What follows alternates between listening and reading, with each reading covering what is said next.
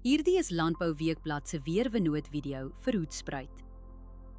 In kort, humiditeit bereik hoogtepunte teen 97%. Risiko vir swamdruk is hoog. Hier is die besonderhede.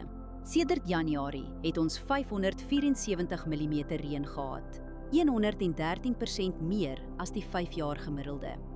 Groeigraaddae staan tot dusver op 1806. Dit is 83 graaddae laer as die 5-jaar gemiddelde. Die laagste temperatuur wat voorspel word is 13,4 grade. Die hoogste is 27,1 grade. Die grootste dag tot nagwisseling is sowat 14 grade, matig en binne normale grense. Geen reën word die week verwag nie. Al die vog kom uit besproeiing.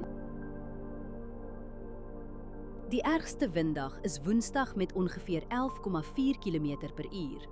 Vermy spuit op daardie dag. Die res van die week bly onder 15 km/h.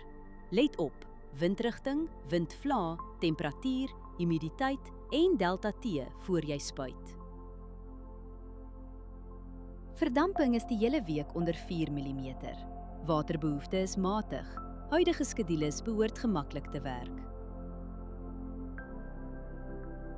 Humiditeit is meestal hoog en blaarnatheid gaan Maandag matig wees. Dus is die kans vir swamdruk sterk. Onder die toestande kan swaminfeksies vinnig versprei op vatbare blokke. As jy een ding doen, oorweeg dit om die stil, droë weer te gebruik vir 'n voorkomende swamdoder toediening. Hierdie weerinligting is gebaseer op werklike data vanaf meetstasies. Die data word deur TerraKlim skoongemaak en geverifieer. KI-interpretasies word deur grondwaarheidsdata onderlê.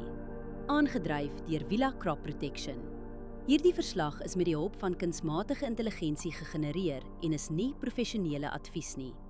Gaan na weather.villacrop.co.za en kies die weerverslag vir jou streek.